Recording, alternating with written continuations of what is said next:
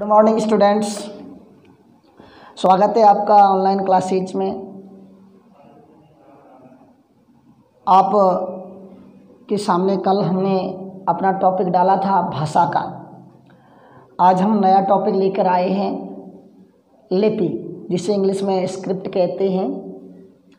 आज हम इस लिपि के बारे में जानेंगे कि लिपि क्या है, परिभाषित करेंगे इस लिपि को, उद्गम कहाँ से हुआ, कौन सी लिपि कहाँ प्रचलित में है, इन लिपियों में कौन कौन सी भाषाओं का उद्गम है, भारत में कौन सी लिपि है, उस लिपि की विशेषताएं क्या हैं, कौन कौन सी लिपि पहले भारत में प्रचलन में थी, उन सारी बातों पर आज अपन गौर करेंगे। तो सबसे पहले तो हम बात ये कर लेते हैं कि लिपि होती क्या है। कल हमने पढ़ा था कि जब हम अपनी बात का अभिव्यक्त करते हैं तो जो अभिव्यक्त करने का माध्यम होता है वह भाषा कहलाता है। लेकिन भाषा को लिखने हेतु जिन लेखन चिन्हों का प्रयोग किया जाता है उन्हें हम लिपि कहते हैं। अर्थात भाषा को अंकित करने की रीति लिपि कहलाती है। भाषा को अंकित करने की रीति लिपि कहलाती है। छोटे रूप में मैं आपको ये कहूँ कि भाषा का लिखित रूप लिपि कहलाता है।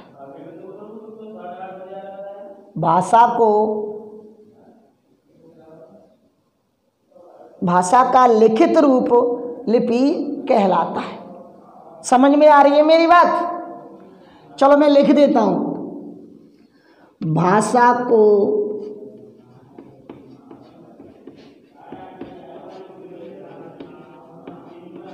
लिखने हेतु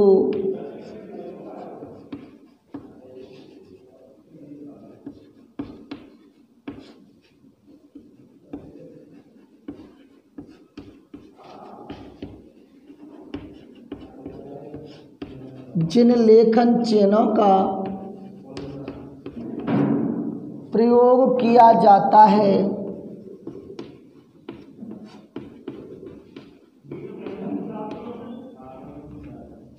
उन्हें लिपि कहते हैं।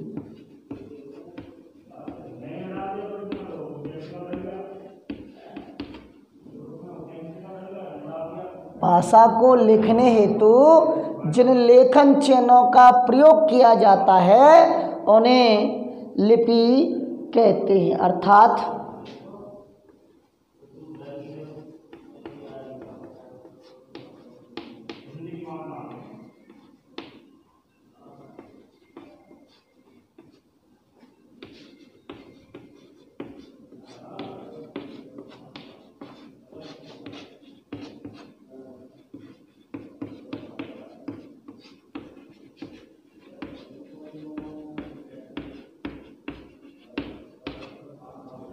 भाषा को अंकित करने की रीति लिपि कहलाती है। या मैं छोटे रूप में ये कहूँ कि भाषा का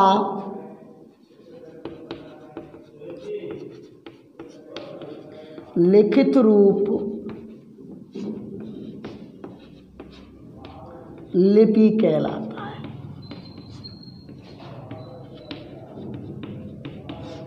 ये भी बड़ा इंटरेस्टेड मैटर है। एक प्रश्न आया था कि भाषा का लिखित रूप क्या कहलाता है। तो बच्चों, भाषा का लिखित रूप क्या कहलाता है? लिपि कहलाता है। क्या कहलाता है? लिपि कहलाता है। हमारे देश में बहुभाषाविद देश है, यहाँ अनेक भाषाएं बोली जाती हैं।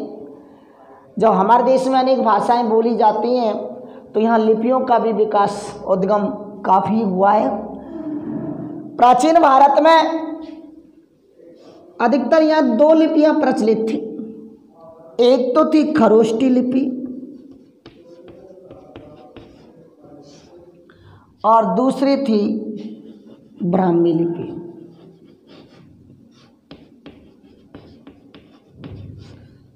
खरोष्टी लिपि और ब्राह्मी लिपि। इस ब्राह्मी लिपि से जो प्रचलन में है आज लिपि हमारे हिंदी भाषा की, उसका नाम है देवनागरी। अर्थात ब्राह्मी लिपि से ही देवनागरी लिपि का उद्गम हुआ, जो आज प्रचलन में है। अब बात करते हैं कि इस देवनागरी लिपि का नामकरण कैसे हुआ, इसको और किन किन नामों से हमने पुकारा, क्यों इसका नाम देवनागरी पड़ा, क्यों इसका नाम नागरी पड़ा, सबसे पहले इसका प्रयोग कहाँ हुआ था, किसने किया था। देखें तो सबसे पहले हम इसका नामकरण देख लेते हैं लिपि का।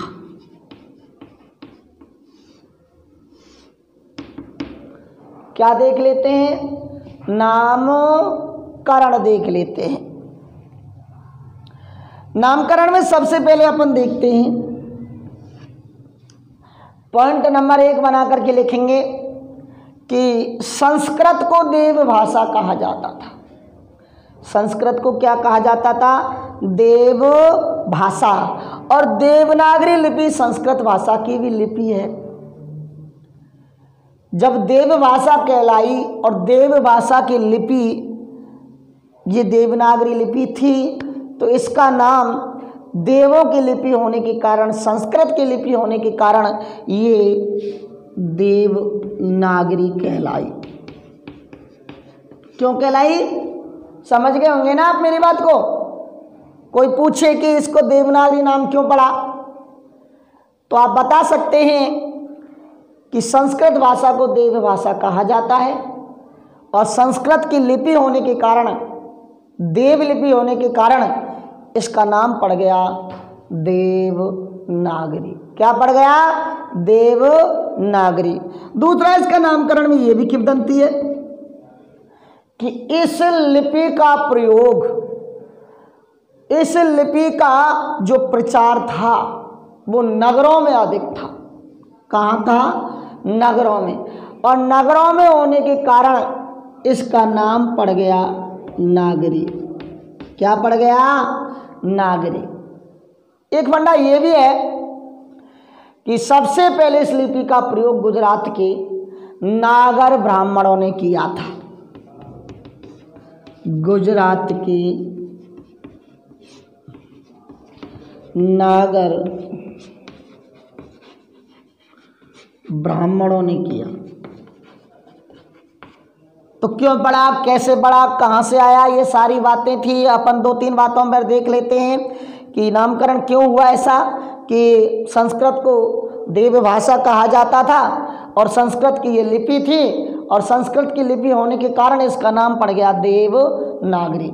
इस लिपि का प्रचार शहरों में, नगरों में अधिक था, इसलिए नगरों में अधिक प्रचार होने के कारण इस लिपि का नाम नागरी पड़ गया। एक वंडा ये भी है कि सबसे पहले इस लिपि का प्रयोग जो था, प्रचार जो था, गुजरात के नागर ब्राह्मणों ने किया, इसलिए इस लिपि का नाम देवनागरी पड़ गया। कौन सा पड़ गया, देवनागरी। आप इन्हें अच्छे ढंग से देख लें और अपने नोट में अंकित करें। देखते चलें एक एक शब्द को। मिटा देता हूं मैं, आपने उतार लिया होगा।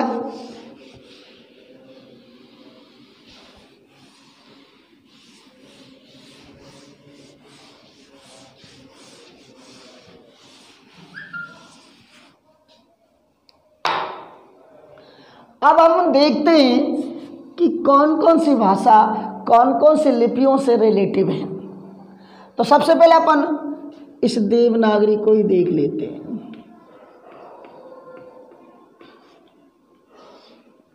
देवनागरी लिपि में अपन देख लेते हैं हमारी हिंदी भाषा को। संस्कृत मैंने अभी बता ही दिया, बहुत पड़ोसी भाषा है हमारी नेपाली। हिंदी, संस्कृत, नेपाली, कोंकणी,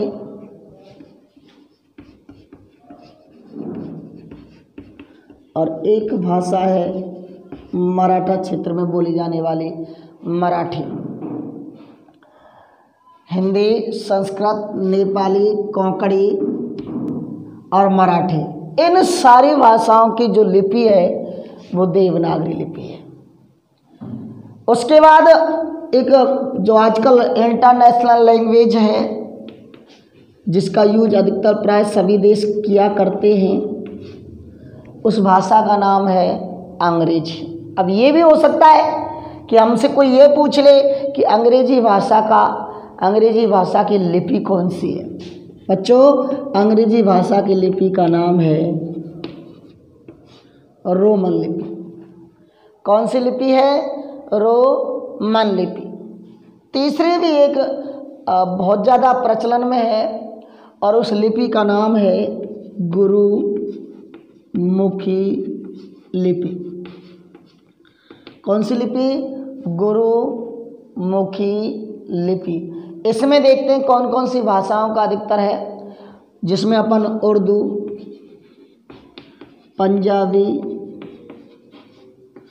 और फारसी भाषाओं का समावेश कर सकते हैं। एक एक शब्द देखते चले। छोटा टॉपिक है लेकिन इसका एक एक शब्द भी अगर छूट गया तो फिर टॉपिक पूरा हमारा गलत हो जाएगा। शुरू से देखते चले एक बार फिर कि भाषा को लिखने के लिए लेखन चिन्हों का प्रयोग किया जाता है, उसे लिपि कहते हैं। अर्थात भाषा को अंकित करने की जो रीति है वो लिपि कहलाती है, या मैं यूँ कहूँ भाषा का लिखित रूप लिपि कहलाता है। प्राचीन भारत में दो लिपियाँ प्रचलन में थीं, एक खरोष्ठी लिपि और दूसरी ब्राह्मी लिपि। ब्राह्मी लिपि से ही हमारी इस देवनागरी लिपि का विकास हुआ। कौन कौन सी लिपि हमारे देश में थी, कौन कौन सी भाषाएं वो चलन में थी, तो सबसे पहले हमने यहाँ लिखी है देवनागरी, जिसमें हिंदी है, संस्कृत है, नेपाली है, कोंकणी है, मराठी है। एक रोमन है जो इंटरनेशनल लैंग्वेज जिसे माना जा रहा है। अंग्रेजी भाषा की लिपि कौन सी है? रोमन। और एक गुरुमुखी जिसमें उर्दू है, पंजाबी है और फारसी है। अब अपन इसके आगे वाली बातों पर चलते हैं। लिपि की विशेषताएं क्या हैं? The characteristics of script.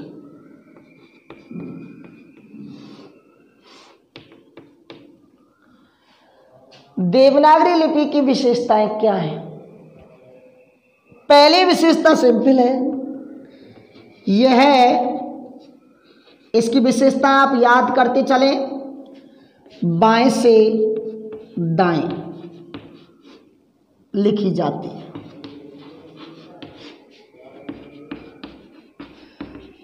और अब मैंने जो लाइन लिखी है ना, इधर से स्टार्ट की इधर, तो बाएं से दाएं, बाएं से दाएं लिखी जाती है। दूसरी विशेषता मैं आपको बताता हूं, गौर से सुनते जाना इसकी विशेषताओं को। दूसरी विशेषता यह है कि इस लिपि के लेखन में और उच्चारण में एक रूपता होती है। समझे एक रूपता से अर्थात जैसा लिखा जाता है ना वैसा ही इसका उच्चारण होगा।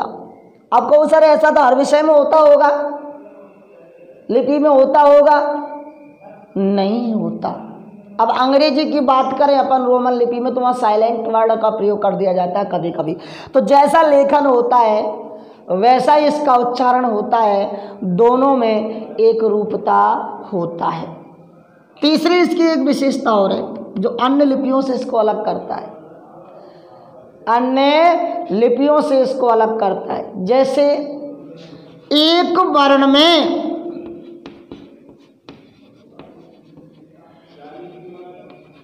दूसरे वर्ण का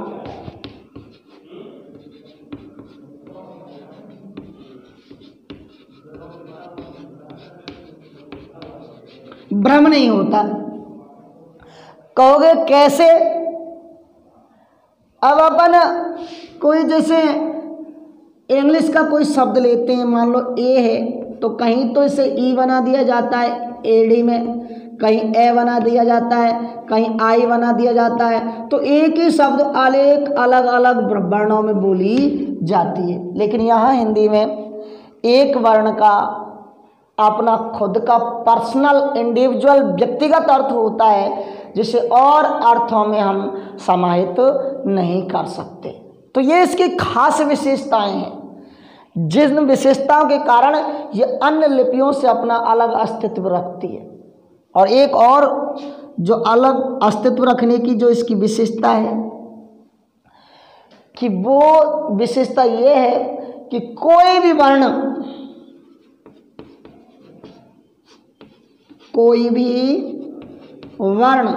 मूक नहीं होता।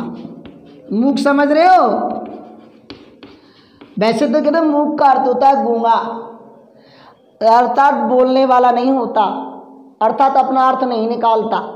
जैसे इंग्लिश में होते हैं ना, वो साइलेंट हो जाते हैं, वर्ण लिखे तो जाते हैं लेकिन वो उनका अर्थ होता ही नहीं, ऐसा लगे बेमतलब में आए, इनका कोई मतलब नहीं है, वो स्टेपनी का काम भी नहीं करते। तो कोई भी वर्ण मूक नहीं होता, अर्थात हिंदी में देवनागरी लिपि में हम जिस भी वर्ण को लिखेंगे उस वर्ण का कोई ना कोई उच्चारण होगा अपना, उसे अपन साइलेंट नहीं कर सकते, वो मूक नहीं होता। तो चार विशेषताएं बाएं से दाएं लिखी जाती है, लेकिन उच्चारण में एक रूपता होती है, एक वर्ण में दूसरे वर्ण का भ्रम नहीं होता, और कोई भी वर्ण अपने आप में मूक नहीं होता। और एक पांचवी विशेषता और देखना आप, अंग्रेजी भाषा की जो लिपि है वो रोमन लिपि है, कहते हैं बहुत स्थान घेरती है। तो ये भी एक विशेषता हुई कि रोमन लिपि से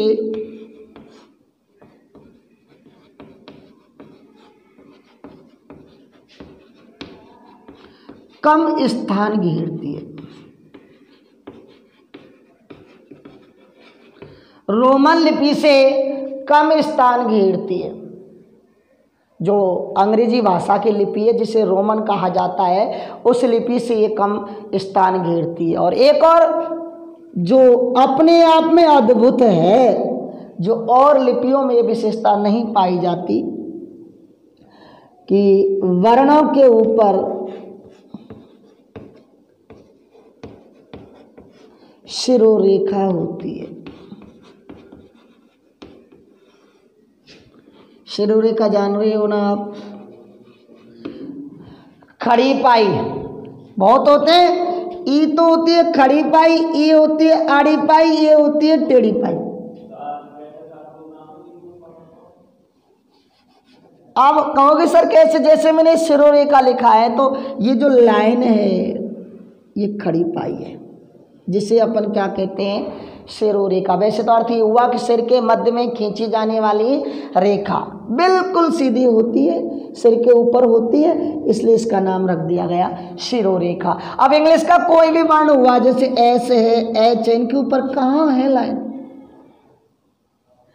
तो अलग, बिल्कुल अलग, सारी लिपियों से अलग इसकी खास विशेषता है, जो सबसे ज़्यादा अलग पाई जाती है कि सिर के ऊपर, शब्दों के ऊपर सिरो रेखा होती है। और एक और विशेषता अपन लिख देते हैं, वैसे तो बहुत है खैर, बच्चों ने कहा है कि सर एक एक दो दो तीन तीन उदाहरण दिया करो। सातवें विशेषता में अपन बता देते हैं कि ये एकमात्र ऐसी लिपि है, एकमात्र ऐसी लिपि है, ये लिपि एकमात्र ऐसी लिपि है जिसमें विदेशी शब्दों को लिखने हेतु, जिसमें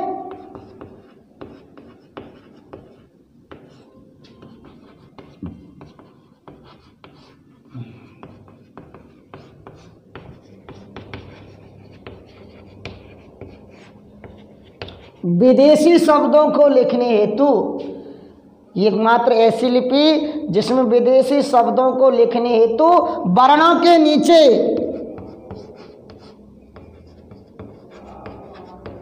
नुक्ता चिन्ह का प्रयोग किया जाता है। नुक्ता चिन्ह लगाते हैं। अब नुक्ता का नाम भी अलग अलग होता है, मैं यहाँ बता ही देता हूँ। नुक्ता ये बिंदी होती है जो डेढ़े के नीचे लगती है, अधिकतर नुक्ता लगता है। इसे अपन द्विगुण वर्ण भी कहते हैं, इसे अपन उत्क्षिप्त वर्ण भी कहते हैं, इसे अपन ताड़न जात वर्ण भी कहते हैं, अनेक नाम हैं सब। तो ये इस लिपि की विशेषताएं थीं। एक बार फिर दोबारा से मैं आपका ध्यान केंद्रित करना चाहूँगा।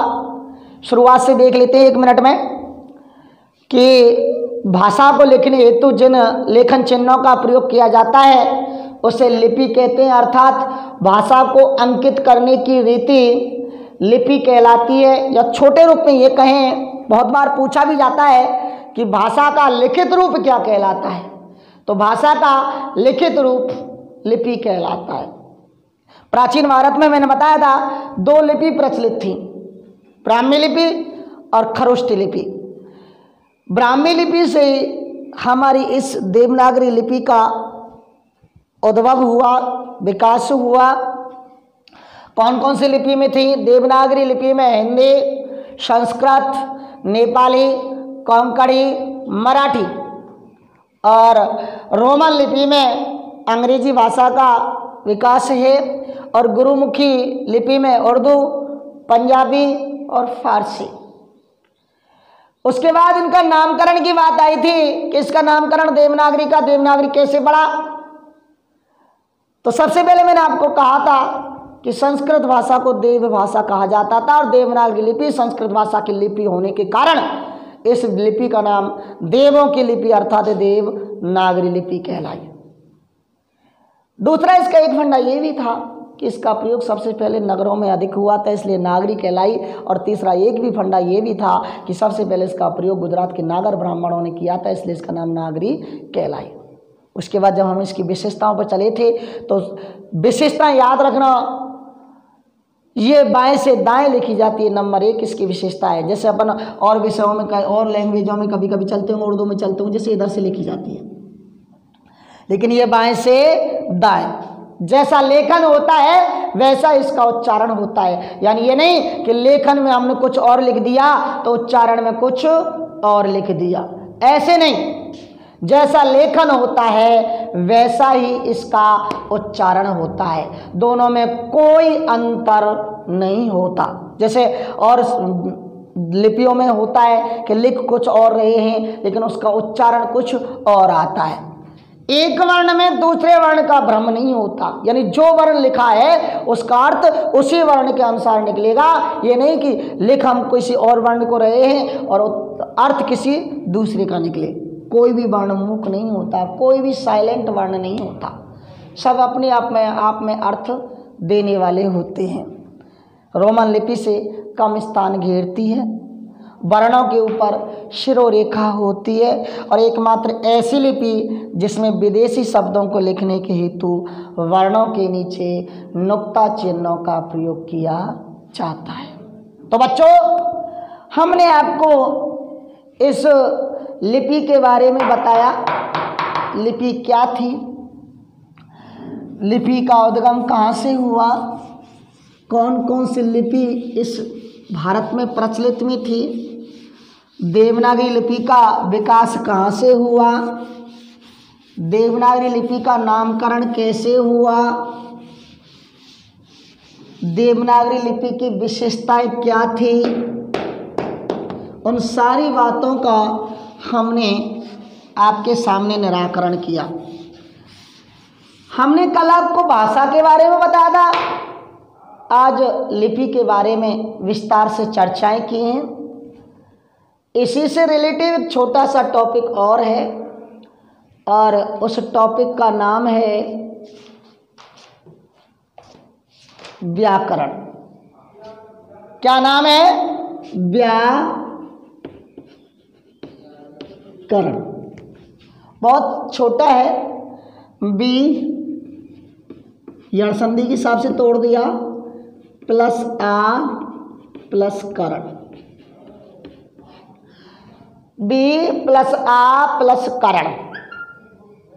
इसके बारे में क्या है, कैसे हैं, परिभाषा क्या है, अंग क्या है, ये सारी चीज़ें अपन विस्तार से पढ़ेंगे। और इसको पढ़ने के बाद मैं तो यही कहूँगा कि ऐसी कोई सी भाषा नहीं है जिसे अपन व्याकरण के बिना पढ़ सकें। तो ये क्या होता है अगली क्लास में अपन इस पर डिस्कस करेंगे। तब तक आज की क्लास का मनन करें, अध्ययन करें, घर पर रहते हुए सेफ रहें और अपनी तैयारी करते रहें। धन्यवाद।